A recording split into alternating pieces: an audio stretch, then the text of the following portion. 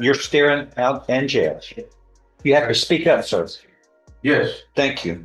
And Charles Nicholas Sr. Yes. and Charles Nicholas Jr. Yes, sir. Oh.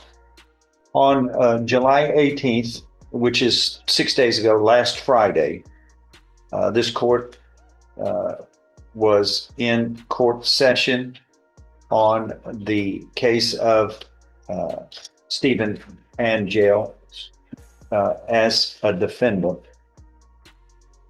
in a murder case. And the jury had returned a verdict finding the defendant guilty of murder. VO1, okay? Pause. We've got a murder conviction. Emotions running high. And now, right after the verdict, something erupts in the hallway. You know what that means in a courtroom? Stakes just escalated from justice to chaos real fast. It was about lunchtime. We broke for lunch, and I ordered the jury to return back and the parties to return back after lunch to begin the punishment phase of the trial. While we were in that phase, Mr. Grove and the parties were exiting the courtroom. Mr. Grove, David Grove, one of our public defenders, was proceeding immediately into a hearing that we were conducting on a plea. And what was the case, David? Do you remember the defendant's name? No, sir. Okay, because you do a lot of them. Here, everybody gets one of these. You got one of these. Here, give this to Mr. Andrew. Thank you. And as the parties were exiting, Mr. Grove was beginning to get this plea underway, and then we were breaking for lunch and we were going to return back. The jury was just exiting here at the doorway. The court heard voices, loud voices, the slamming on, there was a slamming and bumping up against the door. The bailiffs rushed out to take care of what was obviously a disturbance going on at the courthouse door. And the court had to vote. So, break this down. Full-on physical fight involving both sides of a murder case. Right at the courtroom door. This isn't just a scuffle. It's a direct threat to the very integrity of the trial. And the judge, he's not brushing this under the rug. Terminate in the middle of the hearing and postpone that for a later time as we were resolving what the disturbance was. So the court walked out and then saw the three individuals being arrested. And these were family members of the Stephen Angel case matter, people who were involved, victim, defendant, three people related to the parties.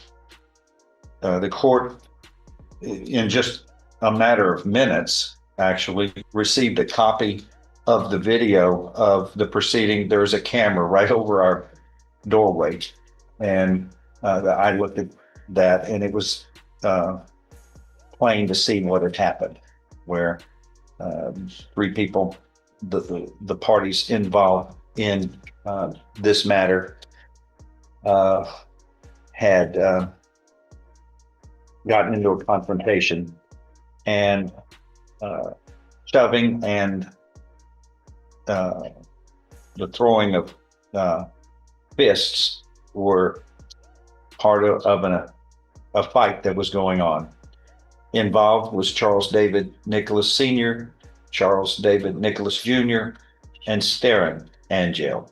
Unfortunately, these are Mr. Angel is related to the defendant, and then the Nicholases are related to the deceased in the murder case involving Stephen Angel that the court was in the middle of and had just received a verdict.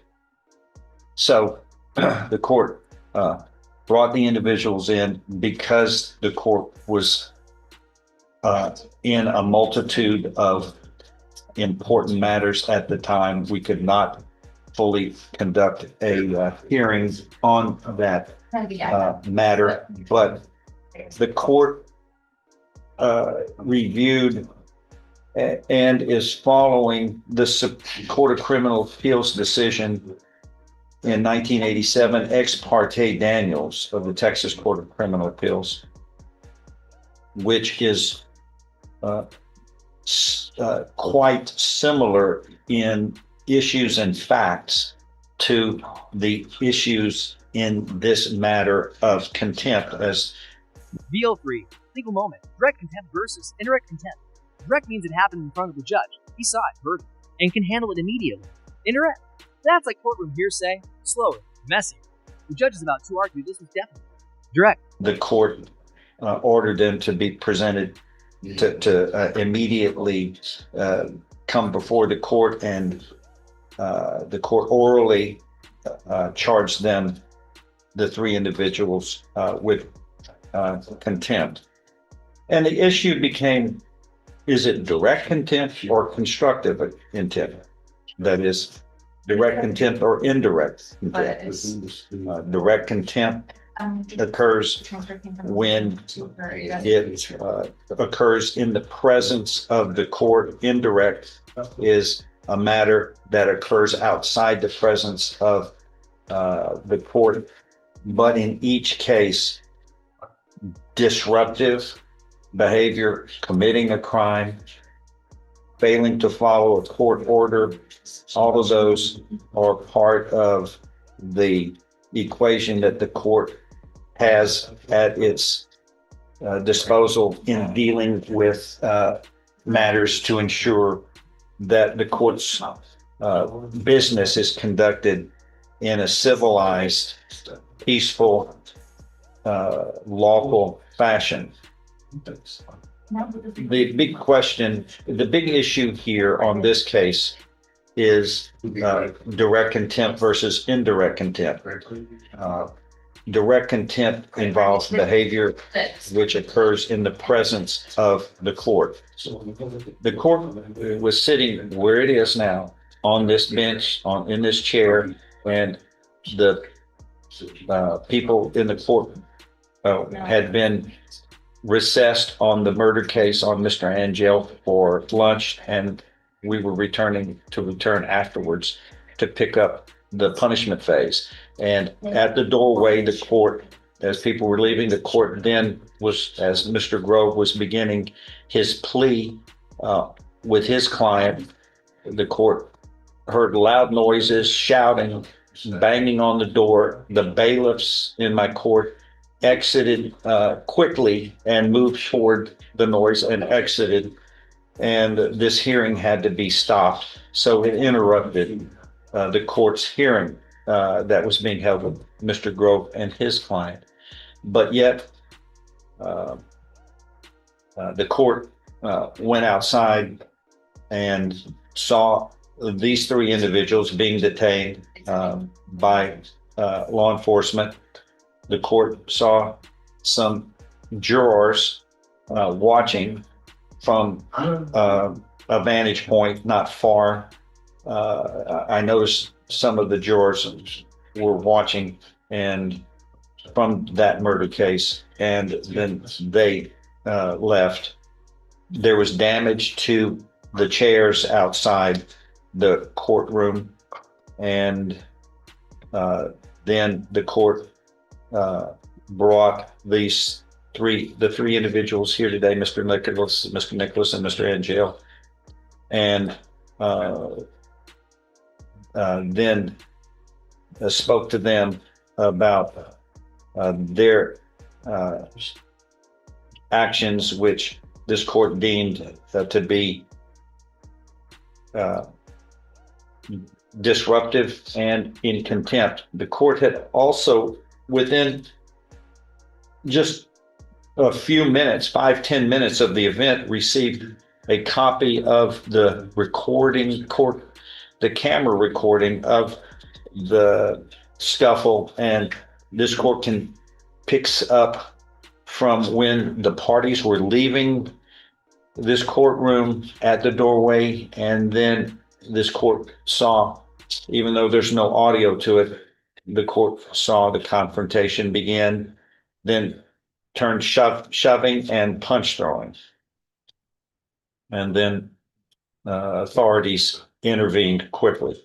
But at the conclusion of all of this, what had happened is this court's business was disrupted. The scuffle is occurring at the doorway of the courtroom. Jurors of this case were in the vicinity and could see what was going on. This is bad in many. Vote for it. Imagine you're a juror walking out after delivering a guilty verdict, and boom, fists are flying. What does that do to your sense of justice, to your safety? Should fights near a courtroom door be treated like fights inside? Let us know in the comments. Different ways. And this isn't the way the rules of procedure and the rules of handling matters in this courthouse are supposed to be handled. So, to preserve the Court of Criminal Appeals, the highest court in criminal cases for Texas, has stated that to preserve order in a courtroom for the proper conduct of business, the court must act instantly to suppress disturbances or violence or physical obstructions or disrespect to the court when occurring in open court. And there is no need of evidence or assistance of counsel before this court can exercise its enforcement and punish those who are disruptive. And this is all concerning the dignity of the court and the authority that is necessary for us to resolve issues in a nonviolent, higher educational level method that the justice system is supposed to be a part of. Now, the question becomes whether this occurred in the presence of the court. And this court decision, ex parte Daniels, 722 Southwest 2nd, 707, which is a 1987 case, a decision by the Court of Criminal Appeals in Bonk, that is the whole court made this decision because they felt it was important that all the judges be heard in the matter. And the issue became, did it happen in the presence of the court? If it's in the presence of the court, I can deal with it immediately, or I can postpone it like I've done and deal with it later. But in that special scenario, that's called a direct contempt proceeding, which the parties do not need a lawyer, aren't required to have a lawyer. This court can deal with it as soon as it's expedient. If it's not in the presence of the court, then it becomes what's called civil contempt, which still can be punitive, but in civil contempt, the parties are allowed an opportunity to hire a lawyer and can deal with it at a subsequent time. However, this was a case that occurred dramatically similar to the situation here. The question becomes, what does in the presence of the court mean? And the Court of Criminal Appeals ruled this way. The presence of the court does not necessarily mean in the immediate presence of the trial judge. The judge has, the court has held that the court is present and things happen in the presence of the court whenever any of its constituent parts, the courtroom, the jury room, or the doorway, are involved in or all involved in the work of the court.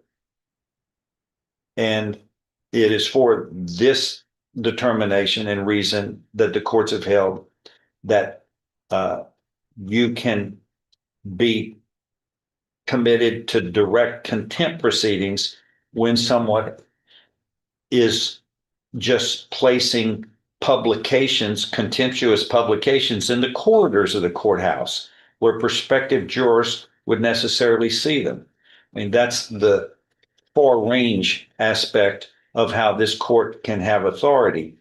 We're not talking about people setting publications in the corridors of the courthouse that might affect jurors. What we had here was a fight going on at the doorway of this courtroom after the court had just immediately received a verdict finding the defendant guilty, and uh, uh, relations, people related to the defendant and the victim were scuffling, and in the midst of an assault, it also interrupted the proceedings that the court was holding with Mr. Grove and his client, which had to be postponed and still, and then were disposed of at a later time. And then the court also lost its bailiffs that are required to be present at all times in this courtroom during its business, as they went out uh, to immediately stop the scuffle and deal with the problem that it was having to deal with. So what this means altogether is this works just as though y'all had fought in front of it. Because we had that murder case, and then we went into another murder case and just completed that second murder case last night. I've asked the parties to come before the court. The court, because it was having to deal with those more important matters at the time, did bring the parties present, then postponed further proceedings. But it's the court's finding that these are direct contempt proceedings, and this court can make its decision. Did anybody stay in jail overnight, Mr. Angel? How long were you in jail Uh, before you posted a out bond? there about 2 o'clock A few hours? overnight in the next It was overnight? couple Okay. hours. What about y'all, We stayed about sir? 7 o'clock that night. That night? Okay. But y'all were arrested, brought to jail, and then Yes. the damage done by this ridiculous behavior is ended up costing $519.26 to the people of the taxpayer. Vote 5. Let's talk dollars and consequences. This outburst cost over $500 in damages, and now each of them owes $175 in restitution. Remember, in court, emotions are costly. Literally, think before you swing. Of Jefferson County. So each of you are going to pay your part. That's $175 each. Everybody, you, Mr. Angel, and Mr. Nicholas and Mr. Nicholas, you will be ordered to pay restitution to Jefferson County. The taxpayers, Jefferson County, the county treasurer had to buy the new equipment that is now placed out there. You will be ordered to pay that. Do you understand, everybody? Yes, sir. When can y'all pay that? I pay today. How about you, Mr. Angel? How much time do you need? Feel the taxpayers, if you want to implicate them. No, I'm not implicating Taxpayers. them. They're getting paid back for the All right, loss. and listen, the taxpayers' time is not only cash, money is not only cash, but time is money. And money is time. So I feel they can get that back from me through time. You're still going to pay the restitution. Do you understand? I will. Okay. Each of you will be ordered to serve 3 days in jail. 3 days in jail. Does everybody understand? Yes. Everybody understand? It's and ordered to pay restitution in the amount of $175. You'll be given. You've already served 1 day. I give credit for 1 day for each of you. So, when can y'all begin the service? Can I start it? Can I turn myself in tomorrow? Sir? Can I turn myself in tomorrow? Yes, sir. I just started school this week and I want. Yes, sir. That's just 2 more days. Okay. 2 more days. When can you go, Mr. Angel? Today. All right. And, Go tomorrow. I need to call my job and everything. yes, sir. Okay. All right. Do that and let me know, and then we'll work with y'all. Also, a part of the judgment, again, each person pays $175. That was put into the equation, so the court decided you didn't need to do 6 months. But the taxpayers, including you, all of us are taxpayers one way or the other in this county. But we all pay our part. When tax revenue, assets are damaged, person responsible for it, the people responsible need to pay back for the people. So the court will order each of you to pay $175. And if everybody's credited for 1 day, 2 more days at on a time that y'all can work with. And we need to know, again, Mr. Nicholas, on you, you're going to, Mr. Angel says he's going to turn himself in on or before 6 o'clock today. No, I'm just taking it from here. Well, do you want to turn, you're going to get credit for the day, but you can stay out until 6. All right, we can do that. Okay. But on or before No. 6 o'clock. Yeah, your word's good enough. And what about Mr. Nicholas and Mr. Nicholas? Tomorrow. Okay, tomorrow? Yes, sir. All right. And 6 o'clock. then that just gives you 2 more days.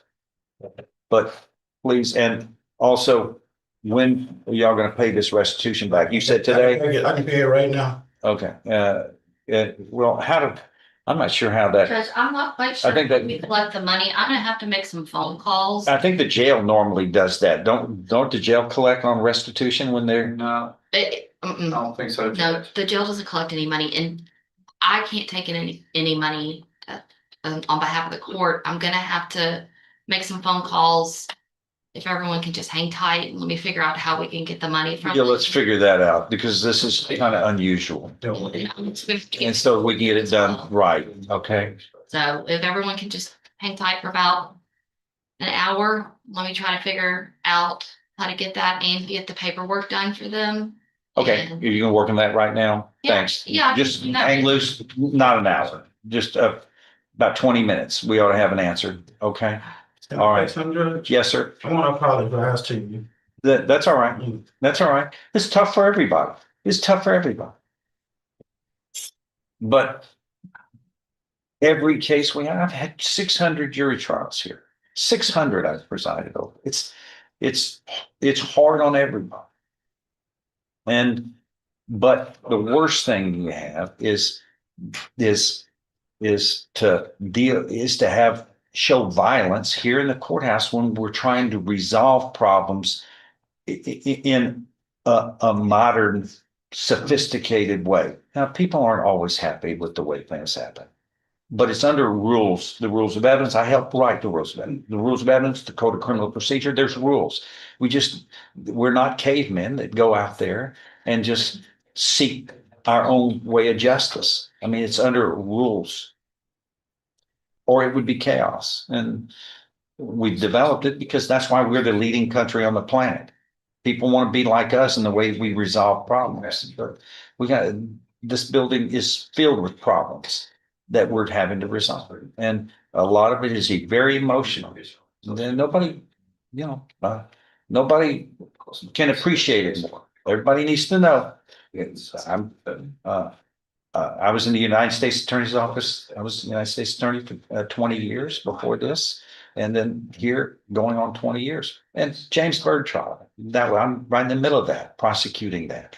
You want to talk about emotion. Nothing was more, has impacted my life and this country than what happened in the James Byrd matter. But how did we dispose of it? How did we resolve it? We didn't just go out and just start fighting and disrupting. And and seeking immediate justice. We did it in an orderly fashion. And at the end of the day, people were executed under rules of order. Mr. Byrd didn't get that. I mean, he was brutally murdered for no reason except for his race. And that's one of the rules. We're all in this together, all of us. We all look different, unique. We're all unique people, all of us. But we're also fellow Americans and citizens that have to live together, not only on this planet, but in this country, and deal with our problems. All of us have problems, every one of us. There was no perfection in it, but we've got the thing we have that's important is we have each other that we try to get along with, and because we're stronger when we work as a team, as a unit, all shapes, sizes, and colors. And these are emotional things that occur. But when we lose our focus and then